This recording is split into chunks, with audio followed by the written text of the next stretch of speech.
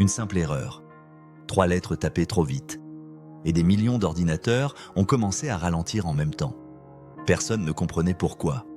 Pas de virus. Pas de panne. Juste Internet qui devenait inutilisable. Ce genre de bug est le pire, parce qu'il ne casse rien, il ne bloque rien, il ne s'éteint pas. Il ralentit tout petit à petit jusqu'à ce que travailler, regarder une vidéo ou même charger une page devienne presque impossible. Et le plus inquiétant dans cette histoire, c'est que personne ne savait d'où ça venait. Au début, ce sont des plaintes isolées. Un site qui met 10 secondes à charger. Une vidéo qui se met en pause. Des appels visio qui coupent. Rien d'alarmant, juste des lenteurs. Sauf que ces lenteurs apparaissent partout, dans plusieurs pays, sur plusieurs réseaux, et surtout au même moment. Les opérateurs commencent à surveiller leurs infrastructures. Tout semble normal, pas de surcharge, pas d'attaque, pas de panne matérielle. Et pourtant, le trafic devient étrange, comme si quelque chose consommait de la bande passante sans raison. Ce qui rend ce bug dangereux, c'est qu'il ne bloque pas Internet. Il le ralentit. Donc personne ne panique immédiatement.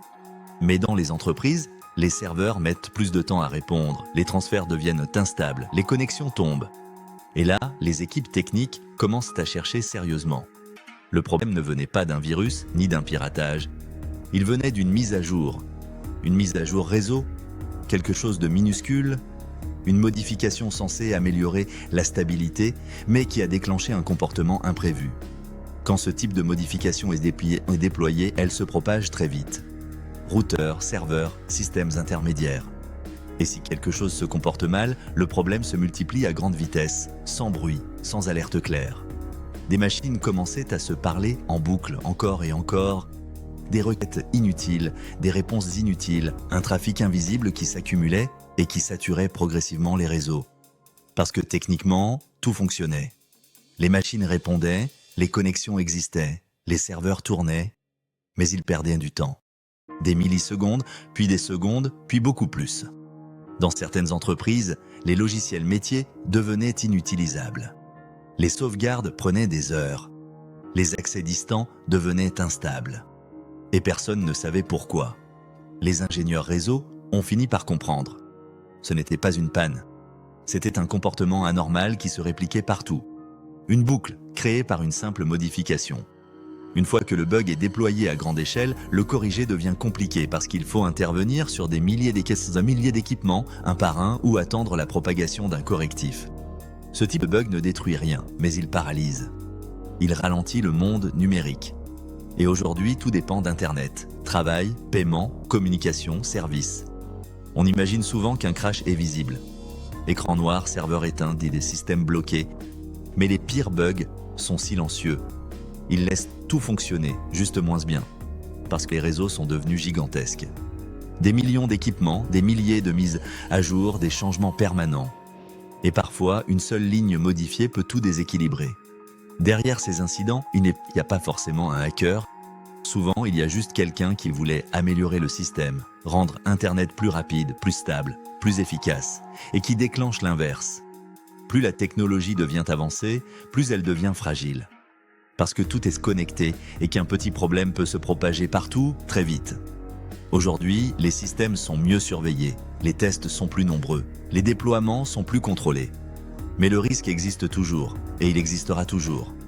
Parce qu'Internet n'est pas une machine unique.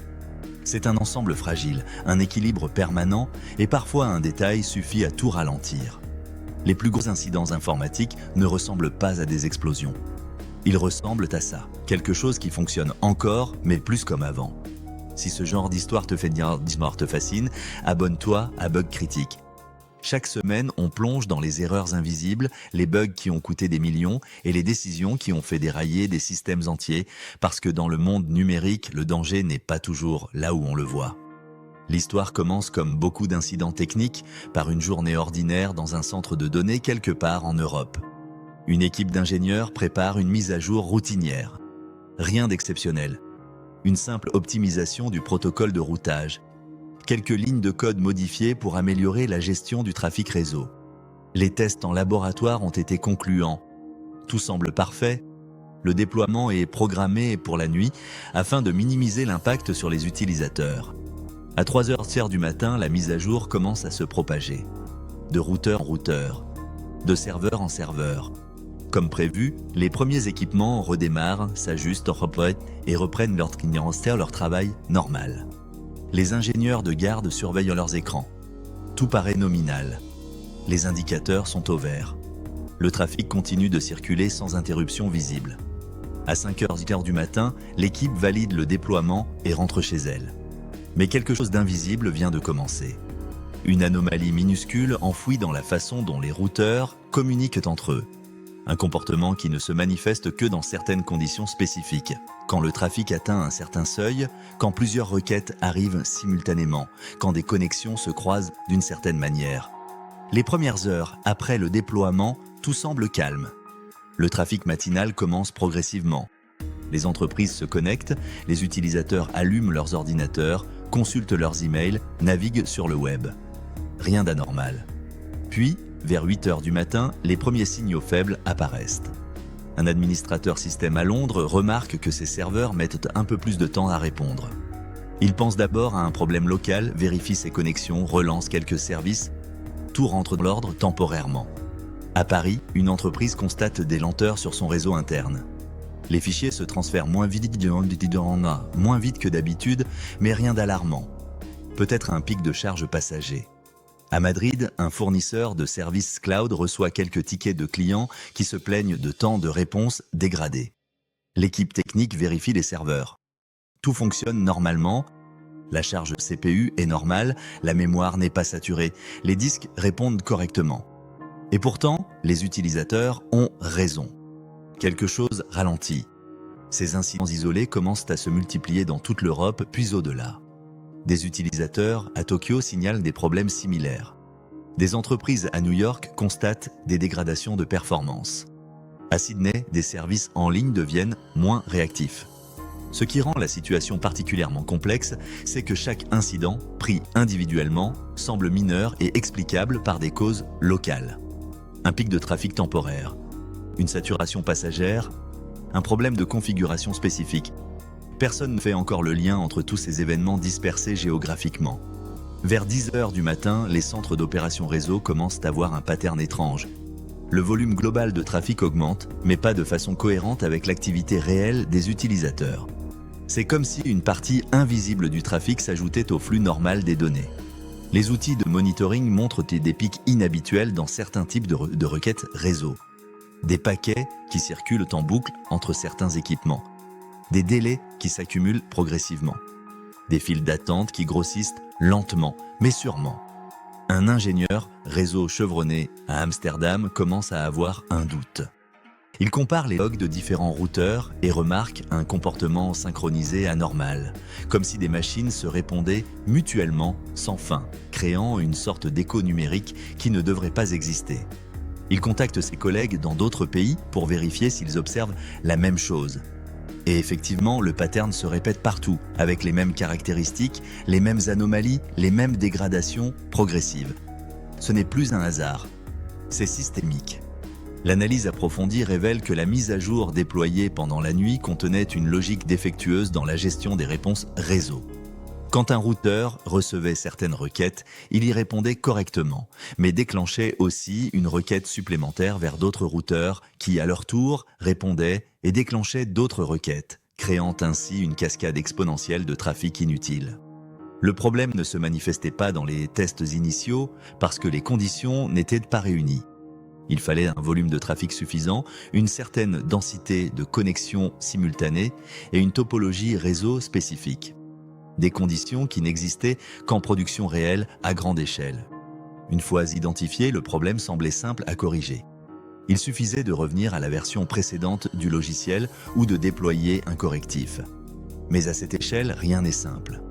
Des milliers de routeurs dispersés dans le monde entier, tous interconnectés, tous dépendants les uns des autres. Impossible de tous les arrêter en même temps. Impossible de les mettre à jour instantanément. Chaque correction devait être planifiée, testée, déployée progressivement pour ne pas aggraver la situation. Pendant ce temps, le trafic parasite continuait de croître, consommant de plus en plus de bandes passantes, ralentissant de plus en plus les communications légitimes.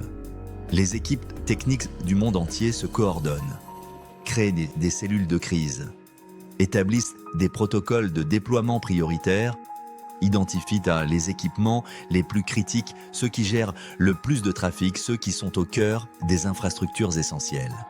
Le correctif commence à se propager, région par région, réseau par réseau, lentement mais sûrement. La situation se stabilise puis s'améliore. Les boucles infinies disparaissent progressivement. Le trafic parasite diminue. Les performances reviennent à la normale. 48 heures après le début de l'incident, le problème est finalement résolu complètement. Mais les conséquences ont été importantes. Des millions d'utilisateurs affectés, des milliers d'entreprises ralenties, des services dégradés pendant 2 jours, des coûts économiques difficiles à chiffrer. L'analyse post-incident révèle l'ampleur de ce qui aurait pu arriver si la détection avait pris quelques heures de plus, si les équipes n'avaient pas réagi aussi rapidement, si la coordination internationale n'avait pas fonctionné. Le ralentissement aurait pu devenir une paralysie complète de pans entiers d'Internet. Cette histoire illustre une vérité fondamentale sur notre infrastructure numérique moderne. Elle est incroyablement robuste et incroyablement fragile en même temps. Robuste parce qu'elle est conçue pour résister aux pannes, pour se réorganiser automatiquement, pour maintenir les connexions même en cas de problème. Fragile parce qu'elle repose sur une complexité extraordinaire, des millions de lignes de code, des protocoles interconnectés, des dépendances invisibles. Chaque jour, des mises à jour sont déployées, des améliorations sont apportées, des optimisations sont testées, et la plupart du temps, tout fonctionne parfaitement. Mais parfois, une simple erreur, 3 lettres tapées trop vite, peut déclencher une réaction en chaîne qui affecte le monde entier. C'est le prix de notre dépendance à la technologie et de l'interconnexion globale. Mais c'est aussi ce qui rend Internet extraordinaire. Cette capacité à connecter des milliards d'appareils à travers le monde, à faire circuler l'information instantanément, à permettre des communications qui auraient été impossibles il y a quelques décennies. Les ingénieurs qui maintiennent ces systèmes le savent. Ils vivent avec cette tension permanente entre innovation et stabilité, entre performance et sécurité, entre rapidité de déploiement et prudence nécessaire. Et nous, les utilisateurs, nous profitons de cette infrastructure sans même y penser. Nous nous attendons à ce qu'Internet fonctionne toujours parfaitement, instantanément, sans interruption. Nous nous plaignons quand une page met 3 secondes à charger, alors qu'elle traverse peut-être 10 pays et 20 équipements réseau pour arriver jusqu'à nous. La prochaine fois que vous cliquez sur un lien, prenez un instant pour réaliser la complexité invisible qui se cache derrière ce simple geste. Des milliers de machines qui communiquent, des protocoles qui négocient, des données qui voyagent à travers le monde en quelques millisecondes. Et tout ça fonctionne, la plupart du temps, grâce au travail invisible de milliers d'ingénieurs qui veillent jour et nuit sur cette infrastructure fragile et essentielle. Morale de bugs critiques. Les plus grandes pannes ne ressemblent pas toujours à des catastrophes visibles. Parfois, ce sont des erreurs minuscules, invisibles, qui se propagent silencieusement. Un simple détail, une ligne modifiée, une logique mal comprise. Et tout un système commence à ralentir sans que personne ne voie immédiatement ce qui se passe. Conclusion. Ceci est Bug Critique. Ici, nous racontons les erreurs informatiques qui ont failli faire dérailler le monde réel. Des bugs invisibles, mais capables d'impacter des millions de personnes en quelques heures. Si une simple mise à jour peut ralentir Internet à l'échelle mondiale, imagine ce que d'autres systèmes automatisés peuvent déjà provoquer. Abonne-toi. La prochaine erreur critique est peut-être déjà en cours d'exécution.